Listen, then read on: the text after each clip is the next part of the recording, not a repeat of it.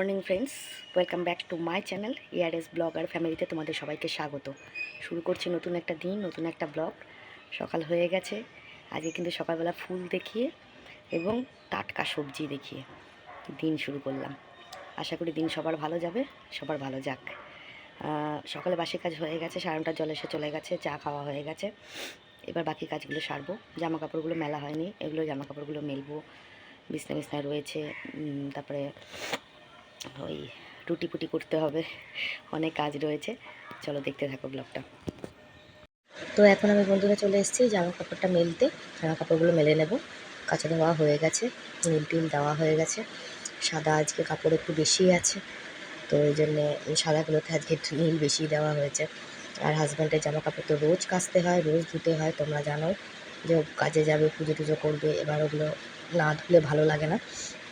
আর ধরো এই গামছা টামছাগুলো তো আমাকে রোজ কেচে ধুয়ে নিই, কেন গায়ে তেল মাখে তাই। গায়ে তেল মাখলে না দেখবে গামছা টামছাগুলো কেমন তেল তেল হয়ে যায়, এই জন্য রোজকার গামছা আমি রোজ কেচে দিই সার্ফে। আর জামা কাপড় এখন ভাঁজ করতে চলে এসেছি। আমার হাজব্যান্ড শুয়ে রয়েছে বিছনায়, দেখতেই পাচ্ছ তোমরা। আমি এদিকে ভাঁজ করছি, সমস্ত কিছু গুছাচ্ছি, আর ওইদিকে শুয়ে আছে, বকবক করছি ওর সঙ্গে, আর কাজ করে যাচ্ছে। বুঝতে পারছো তো? জামা কাপড় ভাঁজ করে আলনায় রাখবো, গুছিয়ে গেছে। আর আমার এত ঠান্ডা লেগেছে কি বলবো আর কি। কাপড়টা না আমার খুব পছন্দ হয়েছে, তোমরাও বললে যে কাপড়টা পরে আমাকে বেশ ভালোই লাগছে। এই কাপড়টা আমি এই জন্য রেখেছি, এটা সবসময় মানে মাঝে সাঝেই পরবো আর কি। এদিক ওদিক গেলে টালে এই কাপড়টা পরে যাবো। ছাপা শাড়িটা খুব সুন্দর আর ভীষণ সফট, জানো তো, পরে না কোনো কষ্ট হচ্ছিল না। যে কড়কড়ে শাড়ি পরলে যেমন একটা, আমি একদমই পরতে পারি না। আমি কড়কড়ে শাড়িগুলো মানে ভীষণ মাড়ালা শাড়ি আমি একদম পরতে পারি না। তো এই জন্য এই শাড়িগুলো আমার পক্ষে একদম পারফেক্ট, বুঝেছো তো? তাই এইটাই আমি পছন্দ করে রেখেছি, এটাই পরবো। তো এখন আমি চলে এসেছি বন্ধুরা বাসনগুলো গুছিয়ে রাখতে। বাসনগুলো গুছিয়ে রাখবো, এটা আমার সবথেকে একটা বড় কাজ, বাসনগুলো ঠিকঠাক করে গুছিয়ে রাখা। কেন বাসন এলোমেলো হয়ে থাকবে, আমার এগুলো একদম পছন্দ না। আমার হাজব্যান্ড খুব করে, জায়গাটা জায়গায় রাখে না। আর আমি ভীষণ জায়গার জিনিস জায়গায় না রাখলে আমার ঠিক পোষায় না। আমি ওকে বারবার বলি জায়গাটা জায়গায় রাখো, জায়গাটা জায়গায় রাখো, ও রাখবেই না। ও ওরকম ছড়িয়ে ছিটিয়ে রাখবে, আর আমাকে ওগুলো গুছিয়ে গুছিয়ে বেড়াতে হয়। বুঝতে পারছো তো? তো চলো দেখো, হয়ে গেল আমার বাসন গোছানো কমপ্লিট, এবার বাকি কাজগুলো সেরে নেবো। এখন বন্ধুরা চলে এসেছি বিছানাটা তুলতে, বিছানাটা তুলে নেবো। আর কি বলো তো, বিছানার চাদরটা কালকে একটুখানি কাচবো। বিছানার চাদরটা অনেক দিন ধরে পাতা আছে, ভালো লাগছে না আর। এবার বিছানার চাদরটা তুলতে হবে, তুলে পাল্টে আবার অন্য বিছানার চাদর পাতবো। কেননা অনেক দিন হয়ে গেলে না কেমন কেমন লাগে আমার অতিরিক্ত ইউজ করলে। তো এই জন্যে ওই চাদরটা তুলে দেবো কালকে, তুলে কেচে নেবো। আজকে আপাতত দিলাম না, কালকেই দেবো।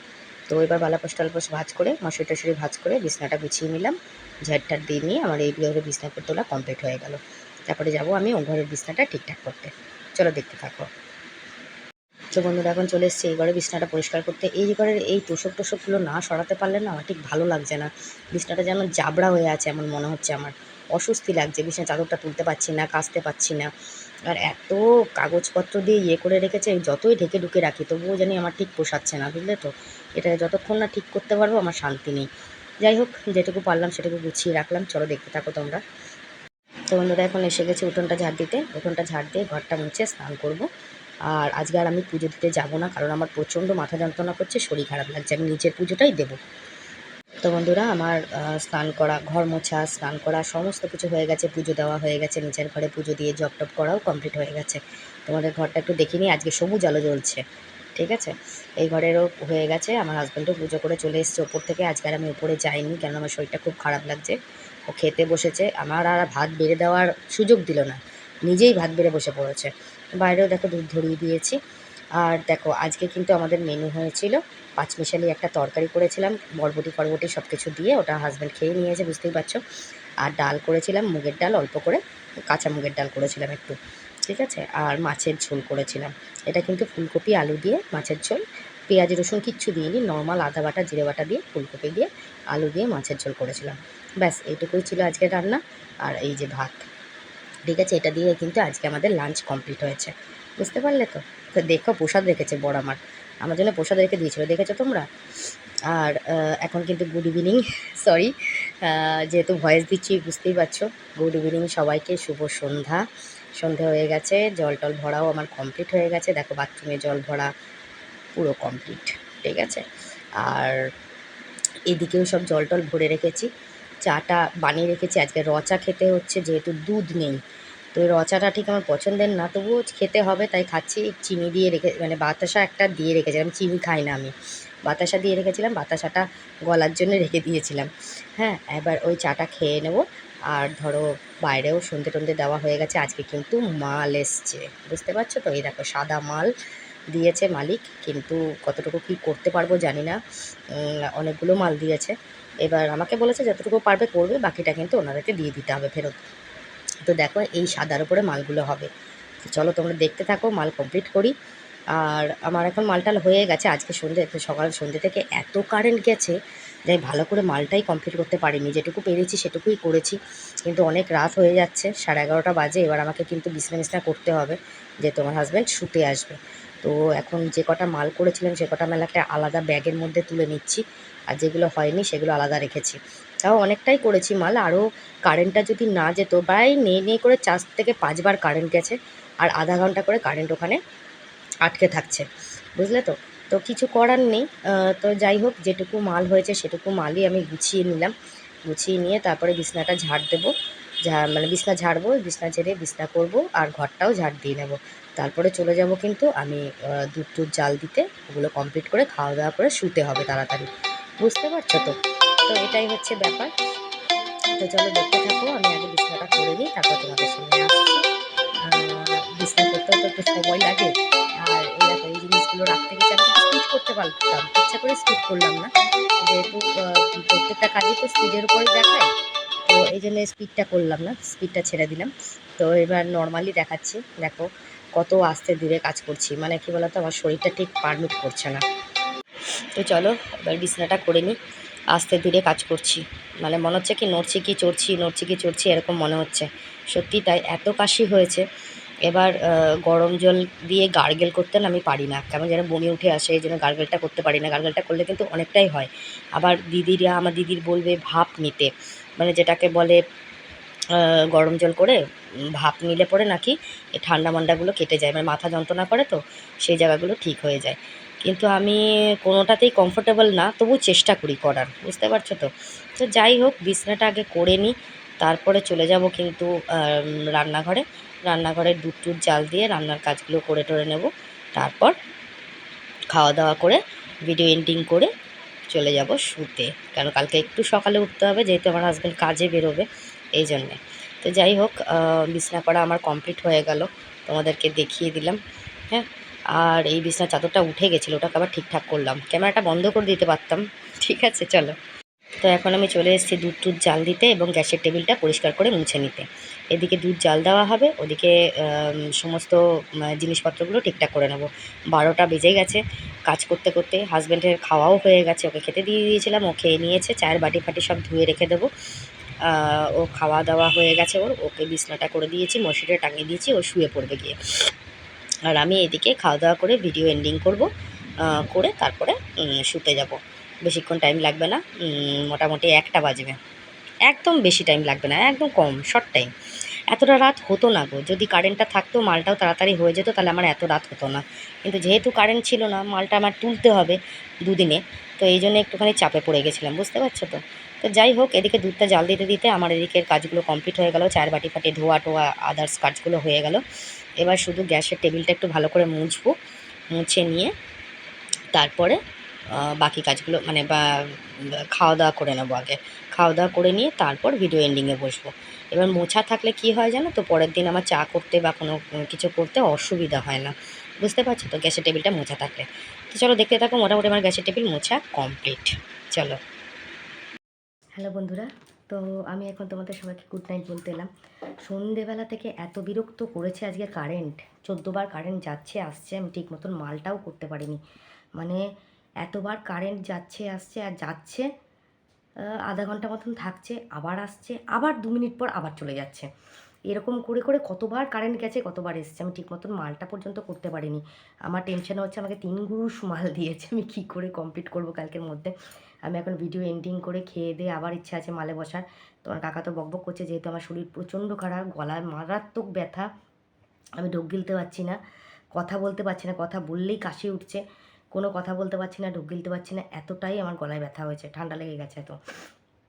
যাই হোক, আমি কিন্তু গতকালকে কমেন্ট সেকশন পড়িনি, তো আজকে কিন্তু দুটো ভিডিওর কমেন্ট সেকশন পড়বো। তোমাদের কাছে তার আগে একটা কথা বলি, মানে তোমাদের কাছে অসংখ্য অসংখ্য ধন্যবাদ। আমার ছেলের জন্মদিন উপলক্ষে তোমরা এত সুন্দর সুন্দর কমেন্ট করেছো, এত মানুষ আমার ছেলেকে আশীর্বাদ করেছো, তার জন্য আমি তোমাদের কাছে কৃতজ্ঞ। থ্যাংক ইউ সো মাচ, অসংখ্য ধন্যবাদ।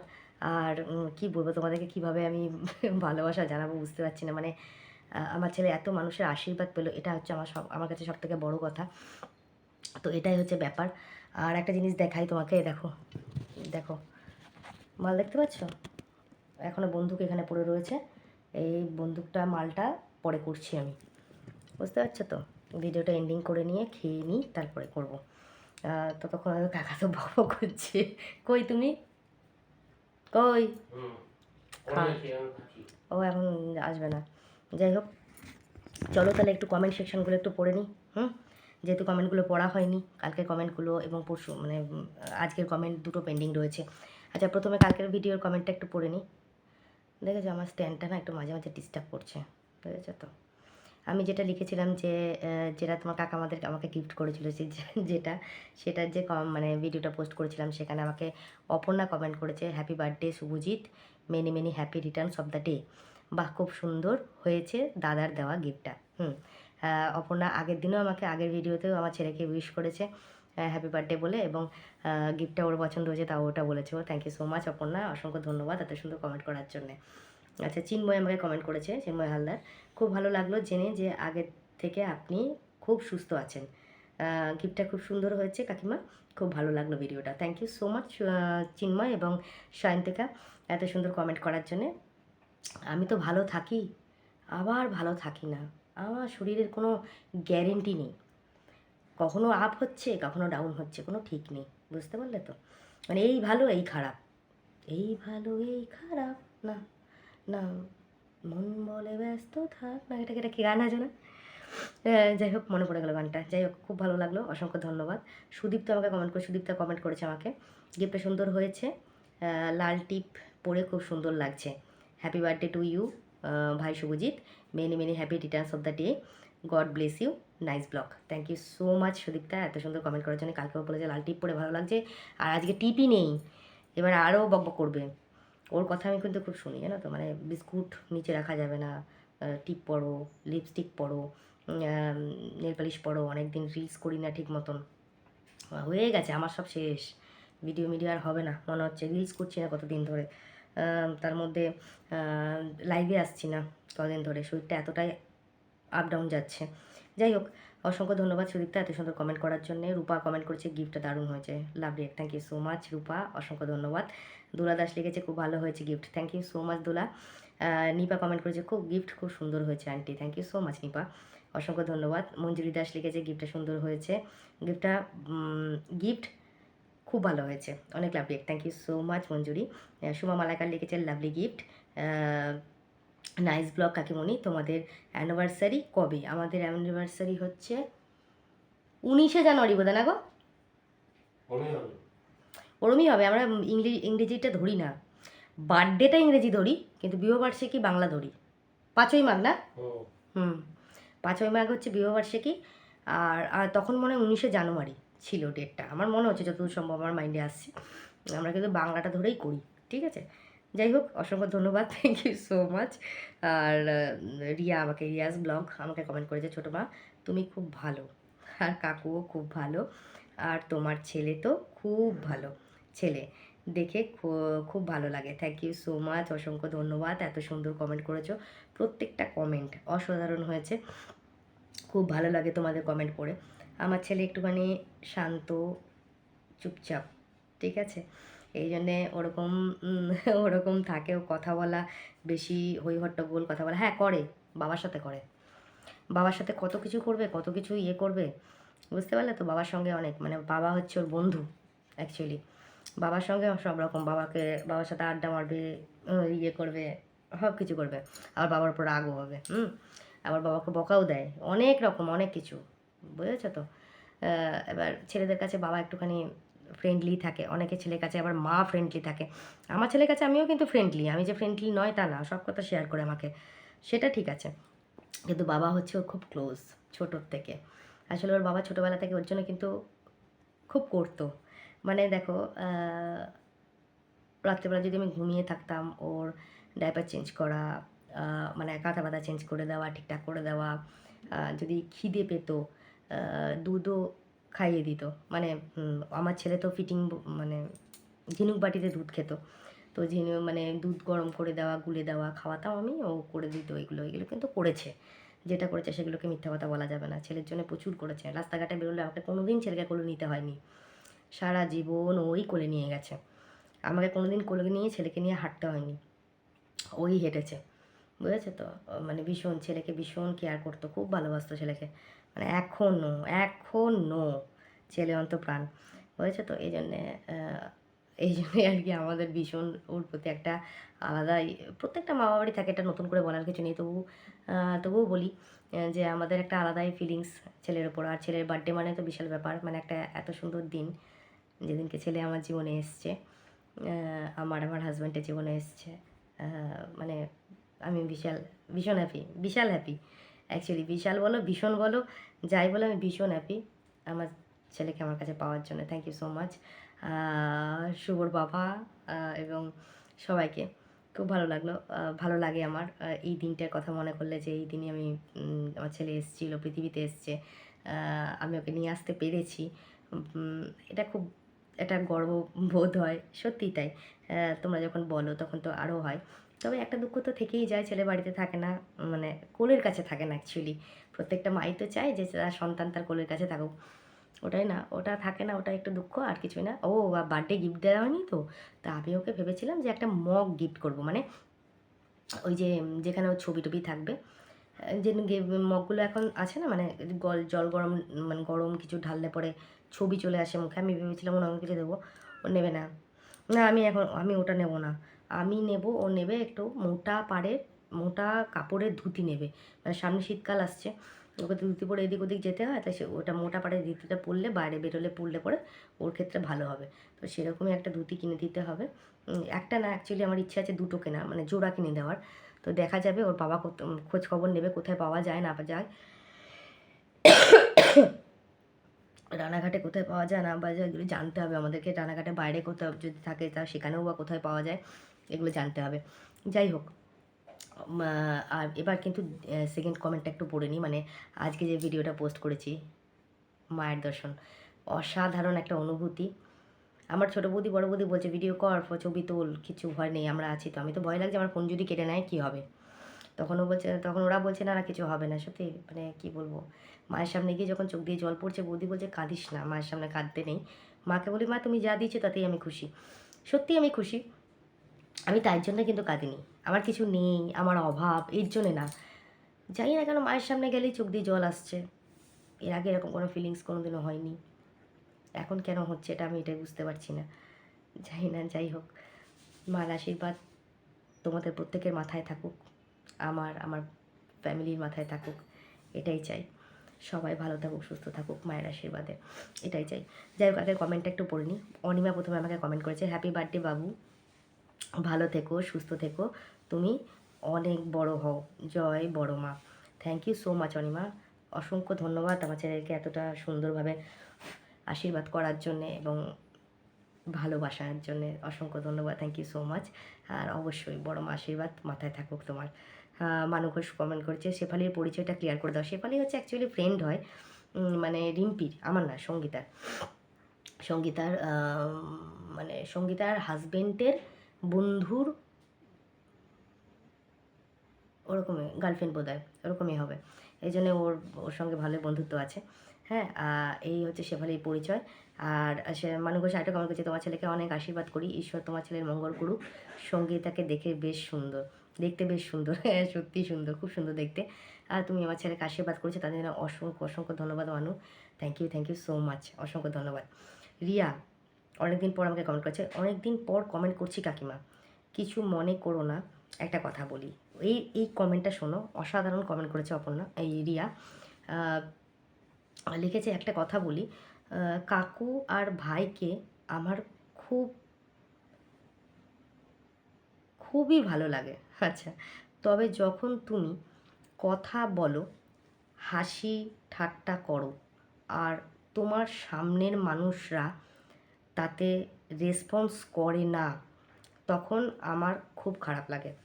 আসলে তুমি একটু বেশি সহজ সরল মনে, সব কথা বলো আর মজা করতে ভালোবাসো।